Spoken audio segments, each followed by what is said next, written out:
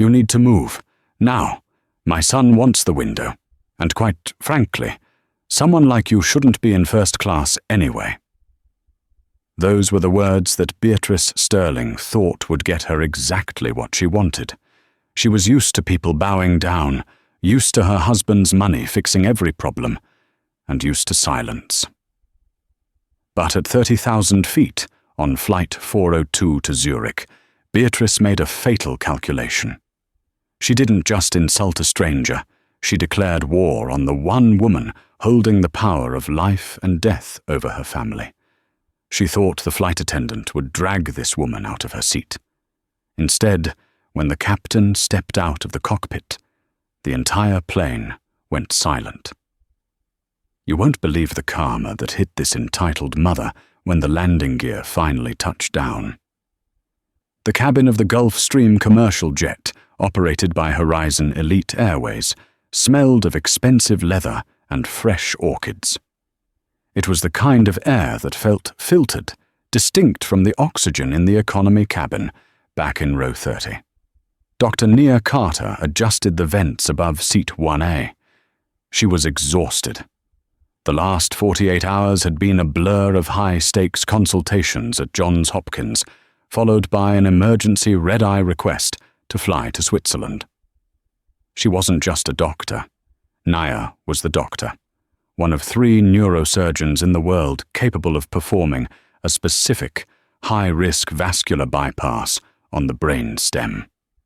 She closed her eyes, her fingers resting on the sleek tablet in her lap, which displayed the complex MRI scans of her patient in Zurich. She wasn't wearing her white coat. Today, she was dressed in a comfortable, nondescript beige tracksuit and sneakers. To the untrained eye, she looked like a college student flying home, or perhaps someone who had gotten lucky with a lottery ticket upgrade. She had just begun to drift into a light sleep before takeoff, when the peace was shattered. "No, Levi, I told you. Mummy will fix it.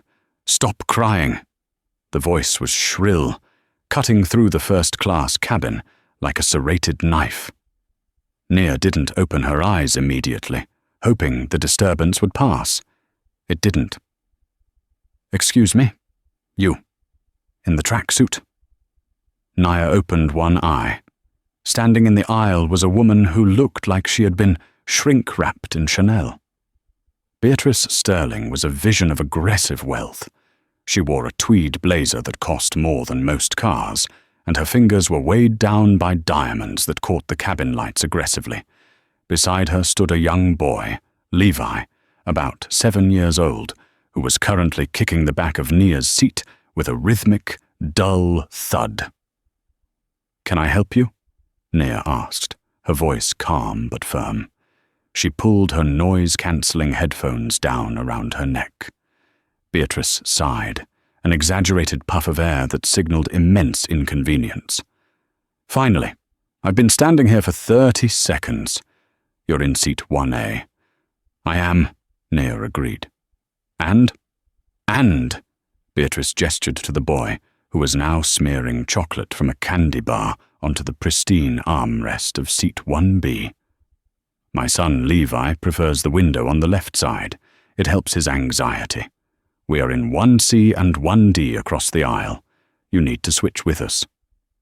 Nia looked across the aisle. 1C was an aisle seat.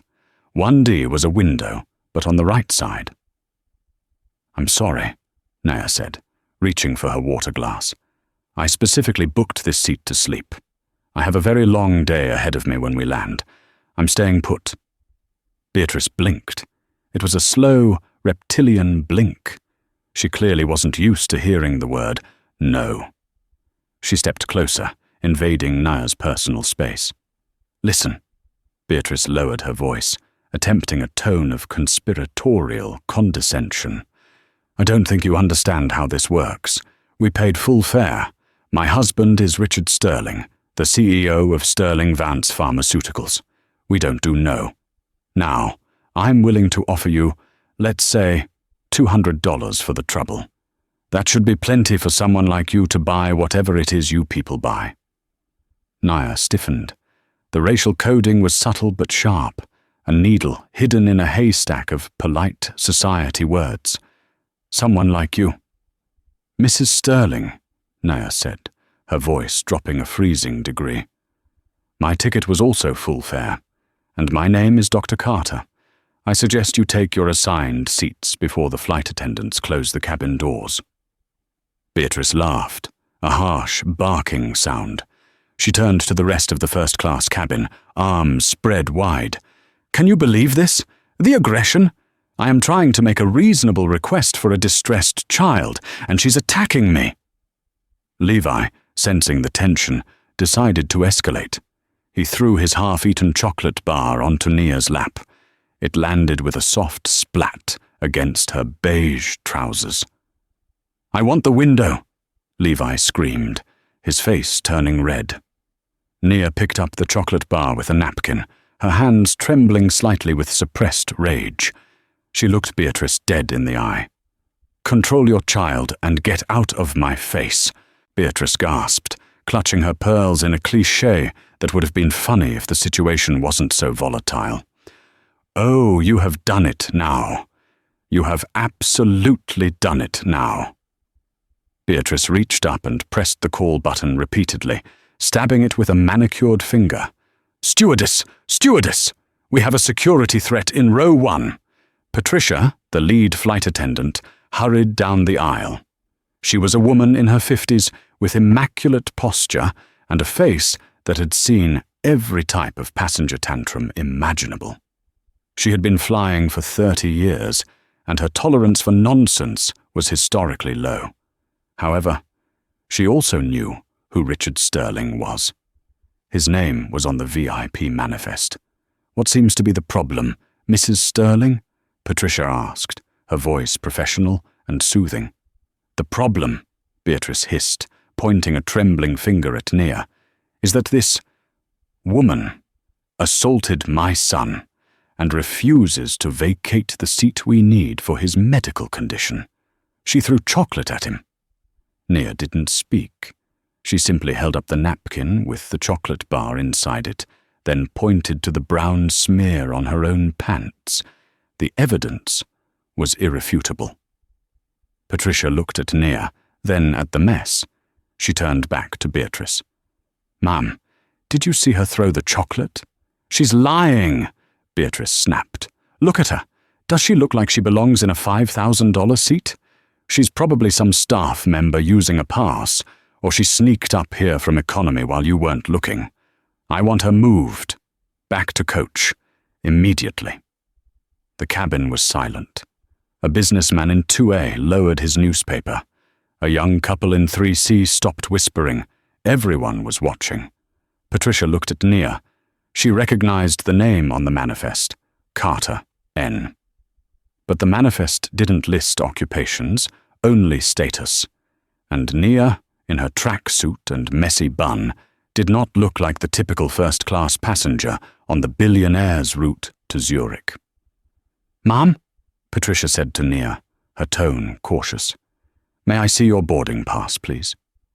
I already scanned it at the gate, Nia said, her patience thinning. You have the manifest.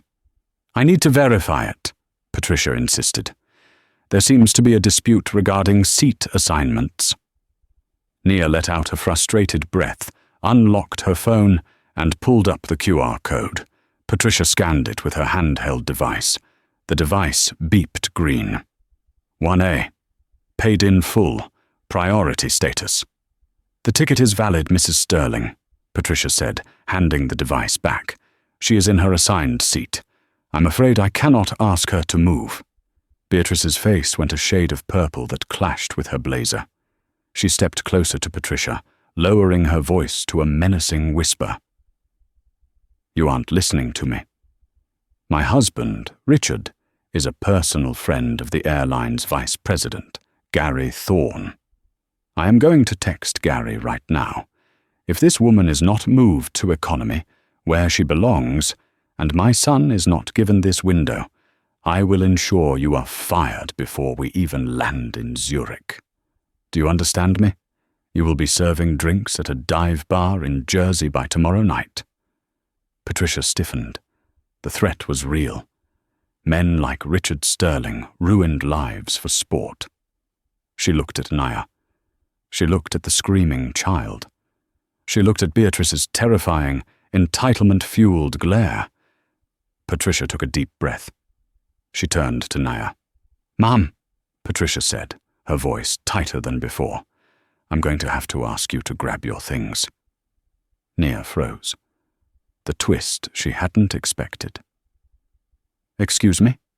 "We have a situation," Patricia said, avoiding eye contact. "And to ensure the safety and comfort of all passengers, I am authorized to reshuffle seating arrangements. I am ordering you to vacate seat 1A. Beatrice let out a triumphant, cruel laugh. "See, I told you. Get up. Move. Go back to row 40, near the toilets." Nia stared at Patricia. She saw the fear in the flight attendant's eyes. She understood the power dynamic at play. Beatrice Sterling had weaponized her husband's influence to bend reality. "You are making a mistake," Nia said softly. "A very big mistake." "The only mistake," Beatrice sneered, leaning over to grab Nia's carry-on bag from the overhead bin and tossing it into the aisle, "was thinking you were equal to us. Now get moving. Levi wants to see the clouds." Nia stood up. She didn't scream. She didn't fight. She calmly picked up her bag. She picked up a tablet containing the brain scans of the patient who was currently on life support in Zurich. "Fine," Nia said. "I'll move." She walked past Beatrice, who smugly settled her son into the seat. Beatrice looked up at Nia as she passed. "Don't worry, sweetie. I'm sure the back of the plane has character." Nia walked to the galley, where Patricia was standing, looking ashamed. "I am so sorry," Patricia whispered. "You don't understand who her husband is." "Oh, I know who Richard Sterling is," Nia said, her voice unreadable. "I know him very well. You just sent me to economy?" "I have to," Patricia said. "There's an open seat in 32B. It's a middle seat. I'll bring you free champagne later." "I don't drink when I'm working," Nia said. She walked back through the curtain, down the long aisle, past the business class pods, past the premium economy, all the way to row 32. The plane was packed. 32B was sandwiched between a man who smelled like stale tobacco and a teenager listening to techno music, so loud it leaked from his headphones. Nia sat down, clutching her tablet. She didn't cry. She checked her watch. It was an 8-hour flight. Back in first class, Beatrice was popping a bottle of Dom Perignon. "See, Levi," she cooed to her son. "The world gives you what you want, as long as you demand it. Never let the little people stand in your way." The plane taxied to the runway. The engines roared. But as the plane climbed to cruising altitude, something was happening in the cockpit. Captain Miller, a veteran pilot with grey temples and a stern demeanour, received a message via the ACARS, Aircraft Communications Addressing and Reporting System. It was marked urgent. Medical priority. He read the message. Then he read it again. His face went pale. "Co-pilot," Miller said, his voice shaking. "Check the passenger manifest for first class. Do we have a Dr. Nia Carter in 1A? The co-pilot checked the screen. Sir, the system says 1A was assigned to Carter, but the head attendant just updated the seating chart. 1A is now occupied by a Master Levi Sterling. Carter has been moved to 32B. Captain Miller slammed his hand onto the dashboard. "Damn it! Get Patricia on the interphone, now!" 10 minutes later, the seatbelt sign dinged off. But instead of the usual announcement about turbulence or weather, Captain Miller's voice boomed over the PA system, sounding angrier than anyone had ever heard a pilot sound. "Ladies and gentlemen, this is Captain Miller speaking. I need the passenger currently seated in 1A, Mrs. Beatrice Sterling, to ring her call bell immediately." Beatrice beamed. Finally, she thought. An apology from the captain for the delay in removing that woman. She pressed the button. "Thank you," the voice continued. "Now I need everyone to listen very carefully. We have a critical situation. We are carrying a VIP medical specialist who is required for emergency surgery upon landing. Federal aviation protocols require this specialist to have mandatory rest in a lay-flat certified seat to ensure surgical precision. I have just been informed that this specialist was forcibly moved to economy." The silence in the cabin was heavy. Beatrice's smile faltered. "If Dr. Nia Carter is not returned to her assigned seat in first class within 60 seconds, the captain growled, "I am turning this plane around, dumping 40,000 pounds of fuel over the Atlantic, and returning to New York, where federal marshals will be waiting to arrest the passenger who interfered with a flight crew and endangered a medical mission. Beatrice Sterling, move your child. Now." The silence that followed Captain Miller's announcement was heavier than the gravity holding the plane to the earth. It wasn't just quiet, it was a vacuum of shock. For 3 seconds, the only sound was the hum of the air conditioning and the soft, confused chewing of Levi Sterling, who was still oblivious to the fact that his mother had just become public enemy number 1. Beatrice sat frozen in seat 1A, her hand hovering over her glass of champagne. Her brain, usually sharp and calculating when it came to social climbing, was misfiring. Arrest? Federal marshals? Dumping fuel? It didn't make sense. In Beatrice's world, consequences were things that happened to other people. People who didn't have summer homes in the Hamptons, or husbands on the board of Fortune 500 companies. She let out a nervous, incredulous laugh. She turned to the man across the aisle in 2A, a silver-haired banker named Arthur Pendergast. "Can you believe this?" Beatrice scoffed, her voice pitched high and tight. "The captain is obviously making a joke, or perhaps that woman put him up to it. It's a prank. It has to be." Arthur didn't smile. He slowly folded his Financial Times, took off his reading glasses, and looked at Beatrice with the kind of cold disdain usually reserved for a bankrupt competitor. "Madam," Arthur said, his voice crisp and carrying through the cabin, "Captain Miller is a former Air Force pilot. He does not make jokes about fuel dumping. I have a merger meeting in Zurich in 10 hours. If this plane turns around because of your ego, I will personally sue you for the lost billable hours. And my rate is $2,000 an hour." Beatrice flinched. "Excuse me? Do you know who my husband is?" "I don't care if your husband is the King of England," a woman from seat 3D shouted. She was a young tech heiress with blue hair and 0 patience. "Move your ass, lady. We want to go to Europe, not back to JFK." The tide had turned. The first-class cabin, previously a sanctuary of polite indifference, had transformed into a mob. Smartphones were raised. Beatrice realized with a jolt of horror that she was being recorded. The red lights of recording lenses were like sniper scopes fixed on her face. "Stop filming me!" Beatrice shrieked, shielding her face with her Hermes scarf. "This is illegal! Patricia, do something!" Patricia, the lead flight attendant, was standing at the front of the cabin. Her face was pale, drained of blood. She had heard the captain's voice on the interphone just moments before the announcement. He had been explicit. "Fix this, Patricia, or you're done flying." Patricia took a deep breath. She had spent 30 years serving the whims of the rich, swallowing her pride for a paycheck. But self-preservation was a powerful motivator. She marched over to seat 1A. She didn't bow. She didn't smile. She didn't offer a hot towel. "Mrs. Sterling," Patricia said, her voice trembling but loud enough for everyone to hear, "I need you to vacate this seat immediately. You and your son must gather your belongings." Beatrice dropped her hand, her eyes bulging. You're siding with him? Over me? I told you, I will have your job. If this plane turns around, I won't have a job to lose. And neither will the captain, Patricia snapped, losing her composure. Now listen to me. That woman you sent to row 32 is a Tier 1 medical asset. Do you know what that means? It means the Federal Aviation Administration tracks her movements when she is on an emergency call.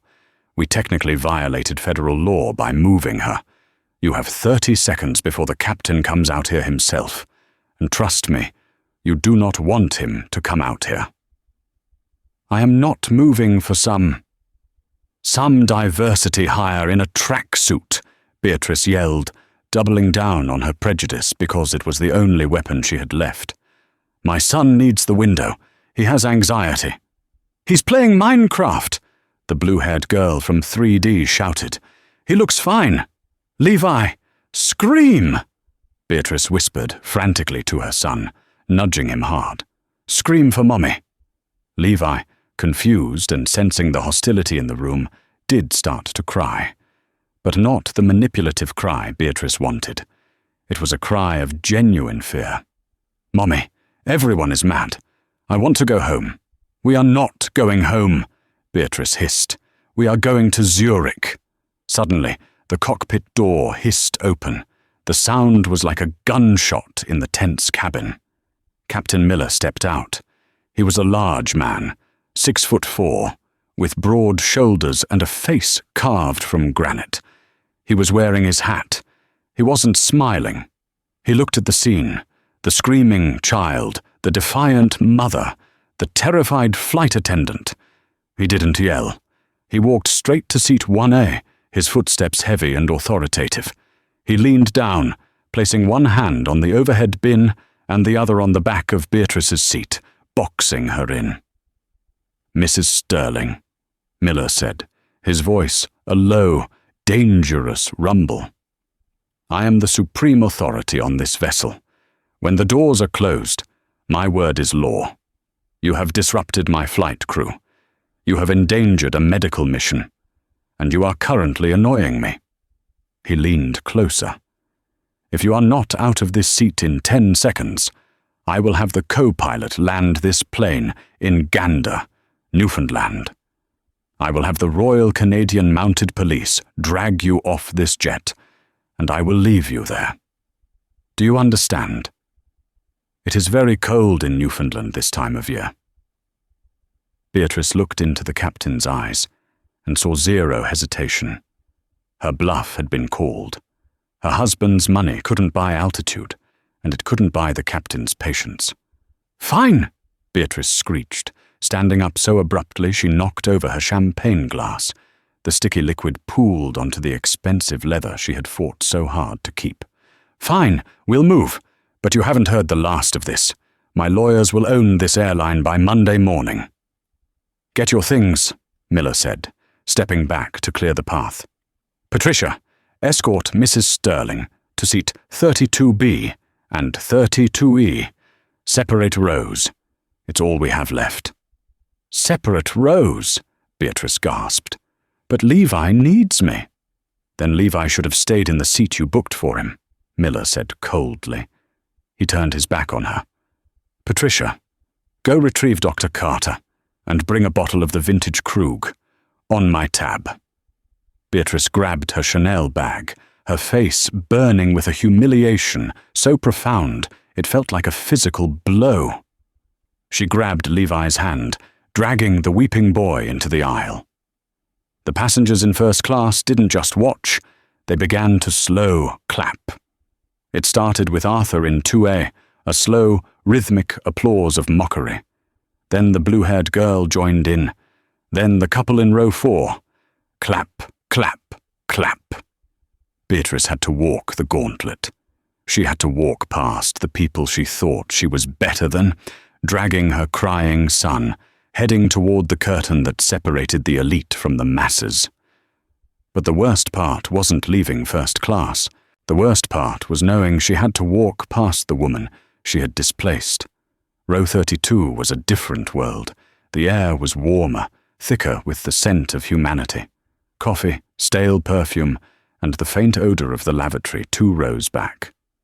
Nia Carter sat in 32B, her knees pressed against the plastic seat in front of her. She had her tablet propped up on the tray table, trying to study the angio-architecture of a brain aneurysm.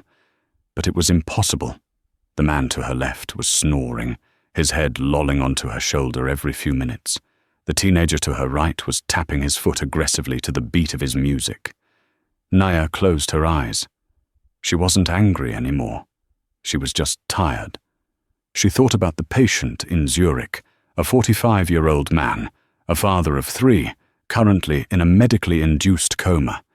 If she didn't get there rested and ready, his chances of survival dropped from 40% to 0.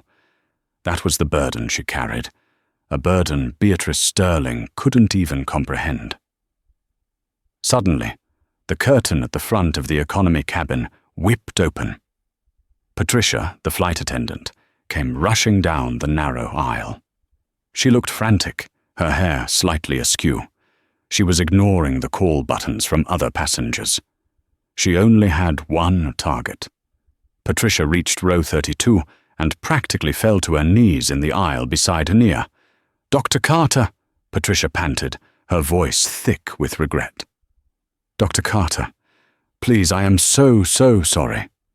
Nia looked up from her tablet, her expression unreadable. She didn't smile. She didn't offer forgiveness instantly. She let the silence stretch.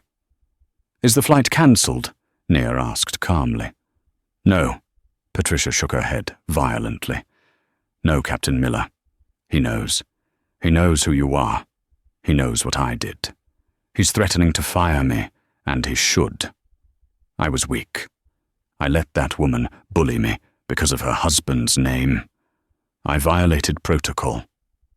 Patricia's eyes welled up with tears. "Please, Doctor. The captain is requesting your presence back in 1A immediately. We've removed the problem." Nia looked at the flight attendant.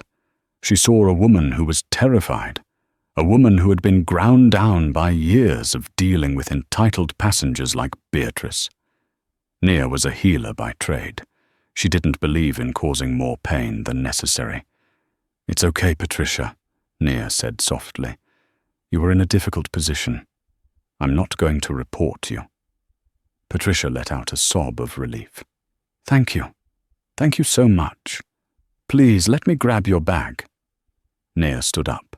Her legs were already cramping from the tight space. She stepped into the aisle, straightening her beige tracksuit. As she did, she saw movement at the front of the economy cabin. Beatrice Sterling was coming down the aisle, dragging Levi. They met in the middle of the economy section, right around row 20. The aisle was narrow, barely wide enough for one person, let alone 2 opposing forces. Beatrice stopped. She looked like a wreck. Her hair was frizzy from stress, her blazer was rumpled, and her face was a mask of pure, unadulterated venom. "You!" Beatrice spat. "You did this! You complained to the pilot, didn't you? Played the victim card?" Nia stood tall. Even in sneakers, she seemed to tower over Beatrice. The passengers in economy were watching, sensing the drama. Heads popped up over seatbacks like prairie dogs. "I didn't say a word, Mrs. Sterling," Nia said calmly. "The captain made his decision based on safety and protocol, something you seem to think doesn't apply to you." "Don't lecture me," Beatrice hissed, jabbing a finger toward Nia's chest. "You think you've won? You think because you have some little medical degree you're special? My husband, Richard, is going to destroy you. Do you hear me? He funds half the hospitals on the East Coast. I will make sure you never hold a scalpel again. I will make sure you're scrubbing floors in the morgue." Nia laughed. It was a dry, humorless sound. "You really don't know, do you?" Nia asked. "Know what?" Beatrice snapped. "You keep throwing your husband's name around like a shield," Nia said, stepping closer, forcing Beatrice to take a step back. "Richard Sterling, CEO of Sterling Vance Pharma." "That's right," Beatrice sneered, "and he hates incompetence. He hates people who don't know their place." "Beatrice," Nia said, using her first name for the first time. It sounded like a judgment. "Who do you think hired me?" Beatrice blinked. "What? Who do you think chartered this flight? Who do you think paid $40,000 for my seat and another $100,000 for the emergency consultation fee?" Nia's voice was steady, but it carried the weight of a sledgehammer. "Your husband didn't send you to Zurich for a vacation, Beatrice. He sent you there to be by his side." Beatrice went pale. "I don't understand. Richard is in Zurich for a conference. He's fine. I just spoke to his assistant this morning." "Richard isn't at a conference," Nia revealed, dropping the bomb that would shatter Beatrice's reality. "Richard collapsed yesterday morning in his hotel suite at the Dolder Grand. He has a giant basilar tip aneurysm that is pressing on his brain stem. It's a ticking time bomb. The local surgeons won't touch it. They say it's inoperable." The entire cabin seemed to gasp. Beatrice staggered back, clutching the overhead bin for support. "No," Beatrice whispered. "That's a lie. I am the only surgeon in the Western Hemisphere who has successfully clipped an aneurysm in that location," Nia continued, her eyes boring into Beatrice's soul. "Your husband's assistant called me. Your husband's insurance authorized the jet. I am flying to Zurich to save your husband's life." Nia paused, letting the information sink in. She gestured to the cramped economy seat behind Beatrice. "So, Mrs. Sterling, you have a choice. You can keep standing in my way, delaying this flight and delaying the surgery that might save Richard. Or you can move your ass to seat 32B, sit down, and shut up so I can get some sleep. Because if my hands shake tomorrow morning during the operation because I'm exhausted, Richard dies." The silence that followed was absolute. Beatrice looked at Nia. She looked at the passengers staring at her with mix of horror and pity. She looked at her son, Levi, who was tugging on her hand. "Mummy," Levi whispered. "Is Daddy sick?" Beatrice's arrogance crumbled. The facade of the untouchable socialite dissolved, leaving a terrified, trembling woman. She didn't say another word to Nia. She couldn't. The shame was too great. Beatrice pulled Levi tight against her side and squeezed past Nia, pressing herself against the seats to make room. She kept her head down, hiding her tears. "I'm sorry," Beatrice whispered as she passed, the words barely audible. Nia didn't gloat. She simply nodded. "Pray for steady hands, Beatrice." Nia walked forward, back toward the first-class curtain. Patricia was waiting for her, holding the curtain open like it was the entrance to a palace. As Nia stepped back into the cool, rarefied air of first class, the passengers there, Arthur the banker, the blue-haired girl, the couple, they didn't just clap. They stood up. It was a standing ovation at 30,000 feet. Nia offered a tired wave, sank into seat 1A, and accepted the glass of Krug champagne Patricia handed her. She took a sip. It tasted like justice. But the story wasn't over. Karma had landed the first punch, but the real knockout blow was waiting for them on the ground in Zurich. Because while Nia had silenced Beatrice, Richard Sterling had just woken up from his coma for a brief moment of lucidity, and he had asked for his phone. And he had seen the viral video of his wife abusing the surgeon coming to save him. The landing at Zurich Airport was not the smooth, graceful descent Beatrice Sterling was accustomed to.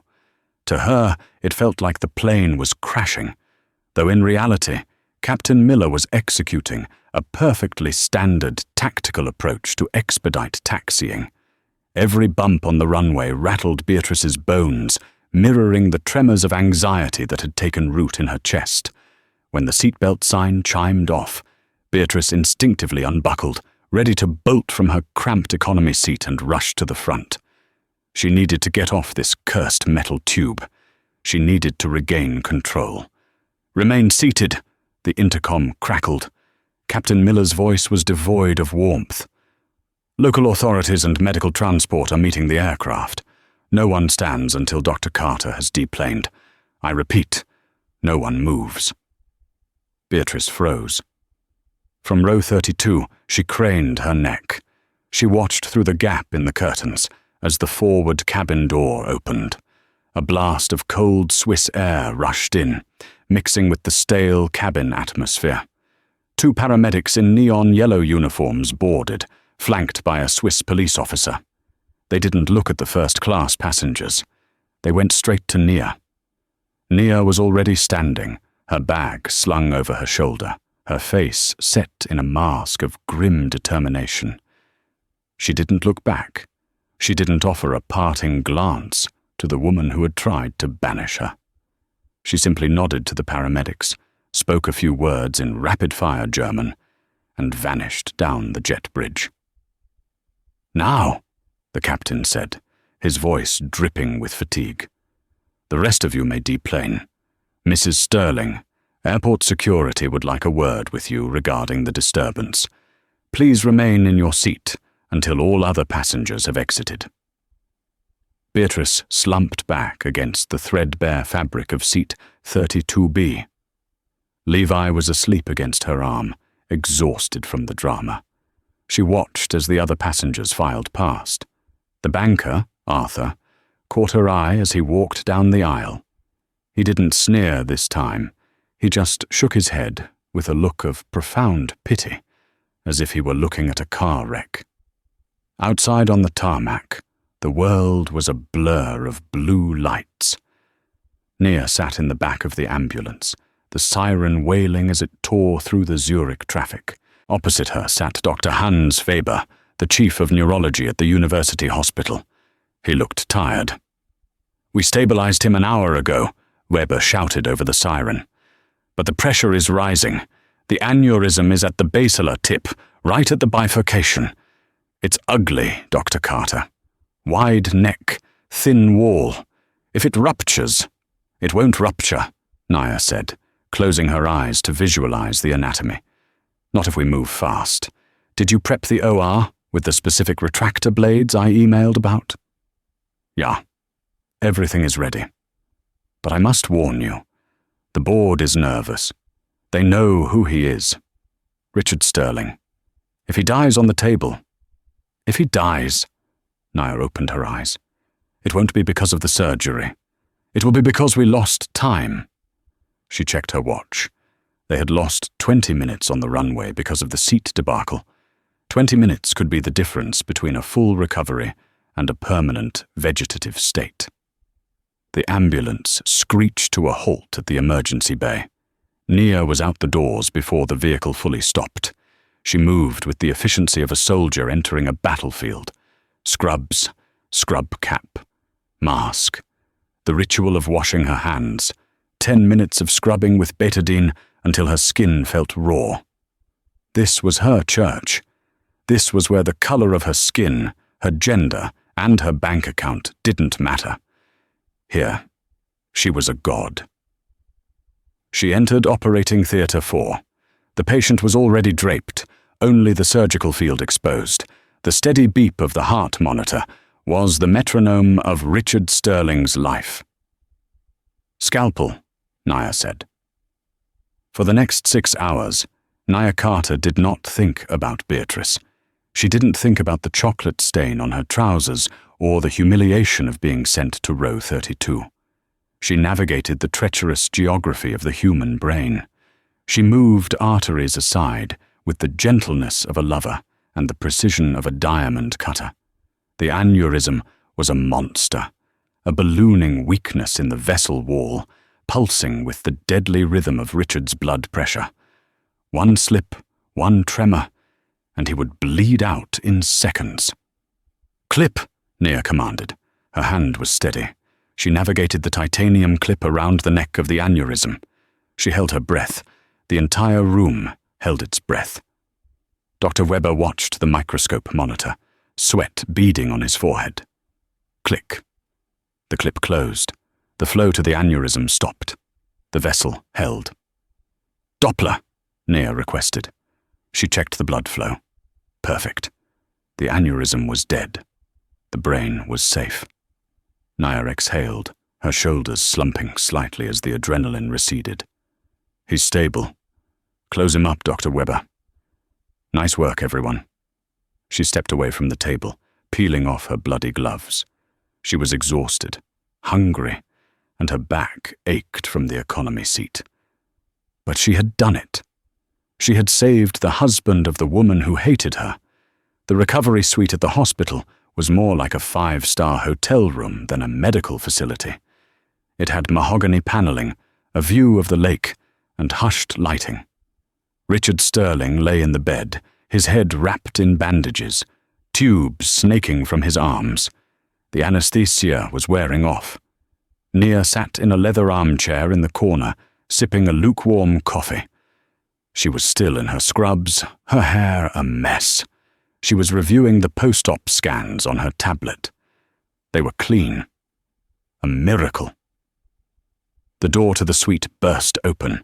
Beatrice rushed in, looking frantic. She had been held at the airport for 2 hours by a very thorough customs agent who seemed to have trouble with her passport, followed by a taxi ride that got stuck in rush hour. Her hair was wild, her makeup smeared. She looked manic. "Richard!" she cried, rushing to the bedside. She ignored Nia completely. "Oh God, Richard, I'm here! I'm here!" She grabbed his hand, weeping dramatically. "It was a nightmare getting here. The flight was awful. The people were horrible to me. But I made it." Richard stirred. His eyes fluttered open. They were bloodshot and unfocused at first. Then they found Beatrice's face. "Bea?" he croaked, his voice dry as sandpaper. "I'm here, darling," she sobbed. "I'm going to take care of you. We're going to sue the airline. They treated me like a criminal. And that doctor, is she here?" "Did she touch you?" Beatrice finally turned and saw Nia in the corner. Her eyes narrowed. You're still here. I want you out. I want a Swiss doctor. Someone competent." Nia didn't move. She took a slow sip of her coffee. "He's your husband, Beatrice. But he's my patient until I discharge him. And I just saved his life. So no, I'm staying." "Get out!" Beatrice screamed, her stress fracturing into rage. "Richard, tell her to get out." Richard groaned, trying to sit up. He winced in pain. "Beatrice, stop." "My head." "Sir." A voice came from the doorway. It was James, Richard's personal assistant and head of security. He was a man in a black suit who looked like he chewed gravel for breakfast. He walked into the room, holding an iPad. "James," Beatrice said, relieved. "Finally some help. Throw this woman out." James ignored Beatrice. He walked straight to the bedside. "Mr. Sterling, I am glad you are awake. The surgery was a success, thanks to Dr. Carter." James nodded respectfully at Nia. "However," James continued, his face grim, "we have a PR crisis that requires your immediate attention. It is trending #1 globally on Twitter, TikTok, and YouTube." "What?" Richard wheezed. "What is it?" "It's a video, sir," James said. "Filmed on your flight here, by a passenger in seat 2A. Beatrice froze. Her blood ran cold. "No," she whispered. "James, don't." James turned the iPad so Richard could see. He pressed play. The video was crystal clear. It showed Beatrice standing over Nia in seat 1A. Audio from the video. "I don't think you understand how this works. We paid full fare. Someone like you shouldn't be in first class anyway." Then it cut to the next clip. Beatrice screaming at the flight attendant. "I will ensure you are fire-serve drinks at a dive bar." Then the finale. Beatrice screaming at Nia in the aisle of economy. "My husband will destroy you. I will make sure you're scrubbing floors." Richard watched the whole thing. The silence in the room was suffocating. The only sound was the beeping of the monitor, which began to speed up as Richard's heart rate climbed. Beatrice was trembling. "Richard, they edited it. It's out of context. She provoked me. She threw chocolate at Levi." Richard slowly handed the iPad back to James. He closed his eyes for a long moment, mastering his pain. When he opened them, the grogginess was gone. In its place was a cold, hard clarity, the ruthless intelligence that had made him a billionaire. He looked at Beatrice. "You used my name," Richard whispered. "It wasn't a question. You used my name to abuse the woman I hired to save my life." "I didn't know who she was," Beatrice pleaded. "She looked like a nobody.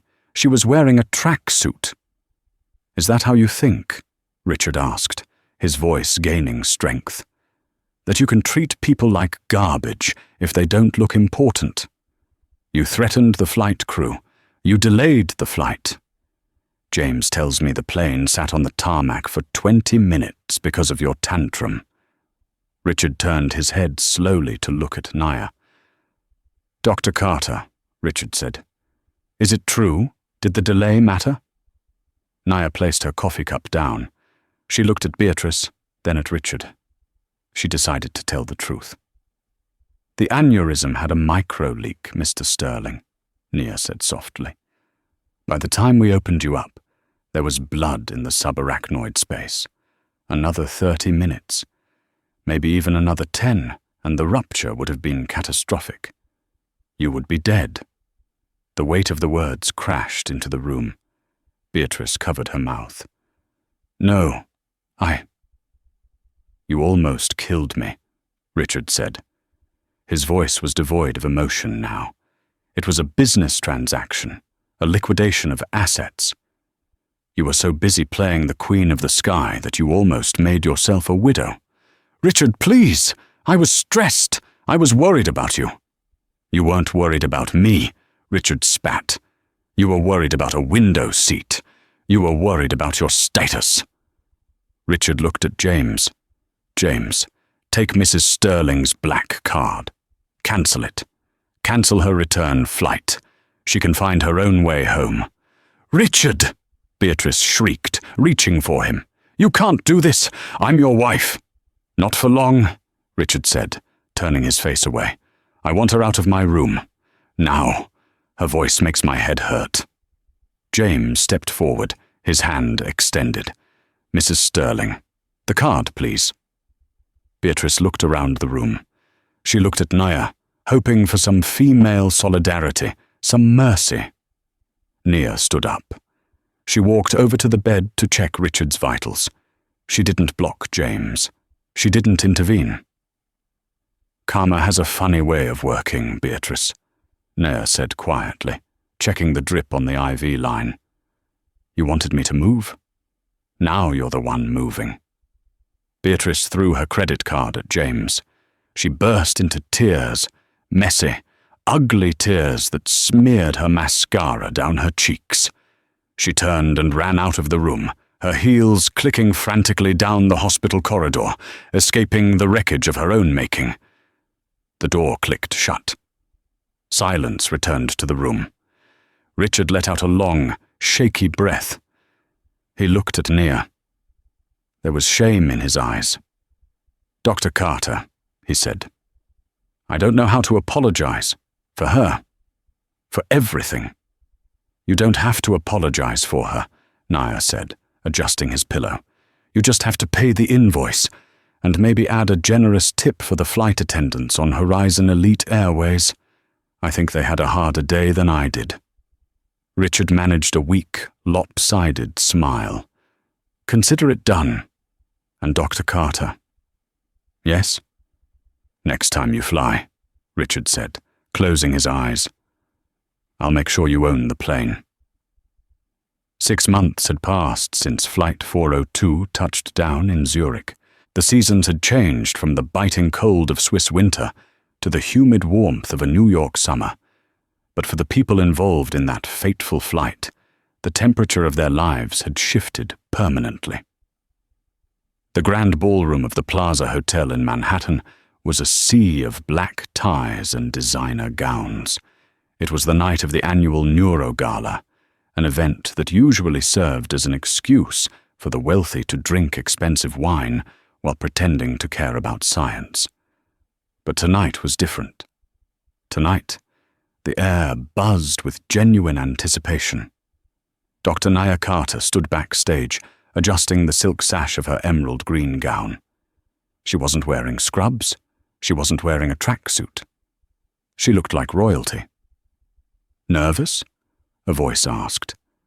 Nia turned to see Richard Sterling approaching. He walked with a cane now, a sleek, ebony stick with a silver handle. But he was alive, sharp, and very much in command.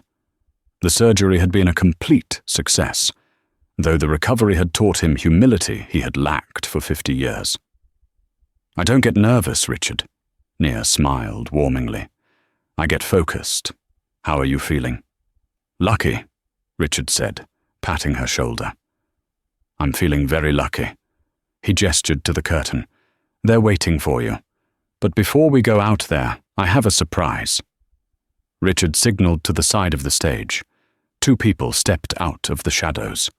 Nia's hand flew to her mouth. It was Patricia, the flight attendant, and Captain Miller.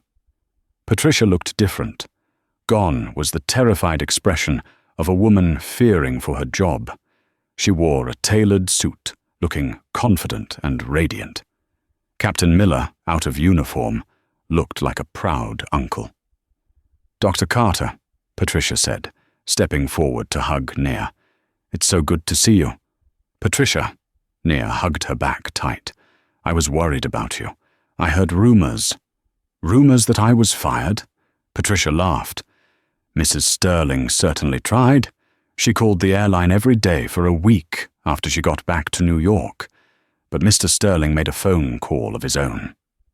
"I bought a controlling interest in the airline," Richard admitted casually, as if he were discussing buying a sandwich. "I couldn't have the people who helped save my life worrying about unemployment. Patricia is now the director of in-flight guest experience. She trains new crews on how to handle difficult personalities. And Captain Miller is now the chief pilot for my private corporate fleet. No more commercial routes." Nia felt a lump in her throat. "That is incredible." "It's the least I could do," Richard said, his face darkening slightly, "considering the alternative." The alternative was Beatrice. Beatrice Sterling had not fared as well. The video of her meltdown on the plane hadn't just gone viral. It had become a cultural touchstone. It had 150 million views.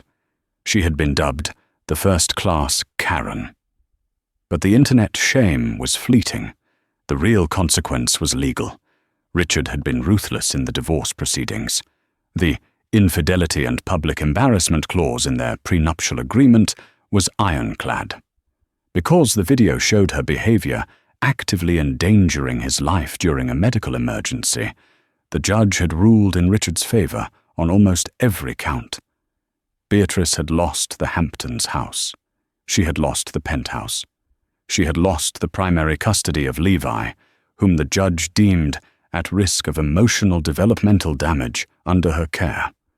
Levi now lived primarily with Richard, attended by a team of nannies and therapists who were teaching him that kindness was more important than a window seat. Beatrice was currently living in a 2-bedroom apartment in New Jersey, trying to launch a jewelry line on Instagram that was being universally trolled in the comment section. She had been exiled from the high society she worshipped. The little people she despised were the only ones she saw now. "Ladies and gentlemen," the announcer's voice boomed from the stage, snapping Naya back to the present. "Please welcome the man of the hour, Mr. Richard Sterling." Richard walked onto the stage to thunderous applause. He stood at the podium, gripping it with one hand. "6 months ago," Richard began, his voice echoing through the silent ballroom, "I was a dying man on a plane.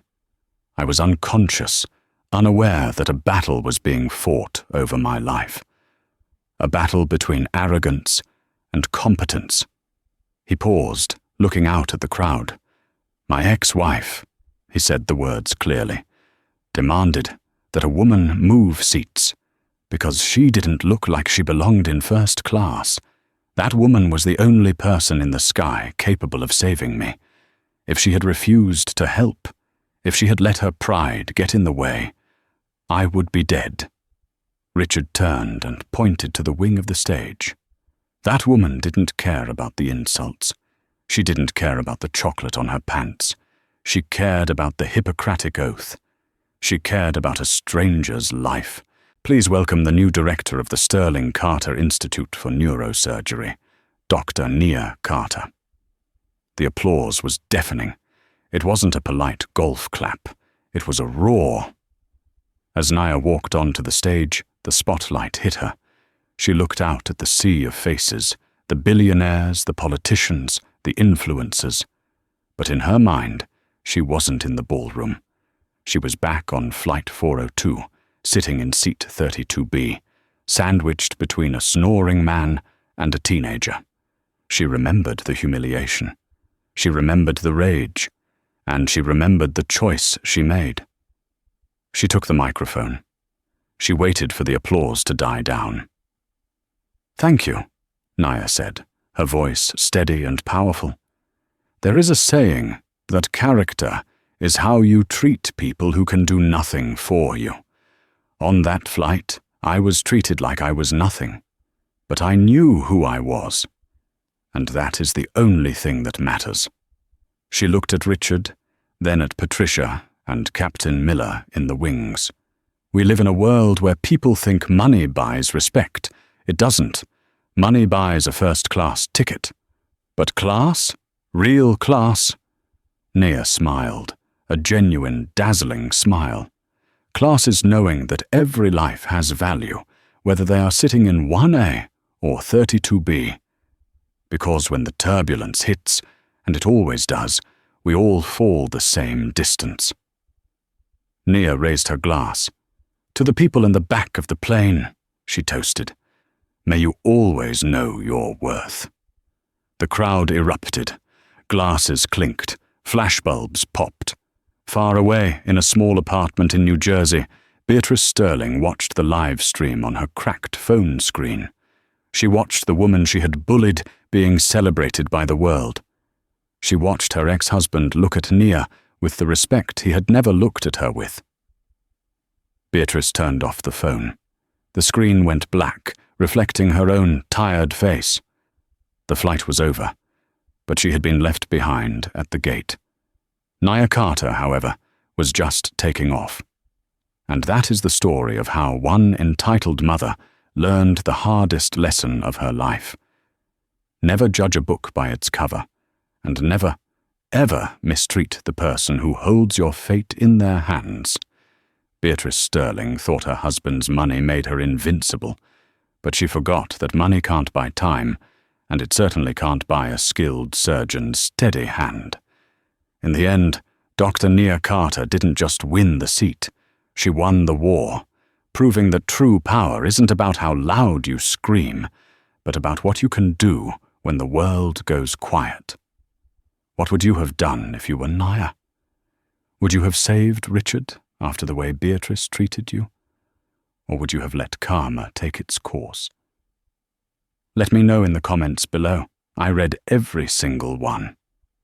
If you enjoyed this story of high-flying drama and instant justice, please smash that like button, share this video with someone who needs a reminder to be kind, and don't forget to subscribe and hit the bell notification so you never miss a story.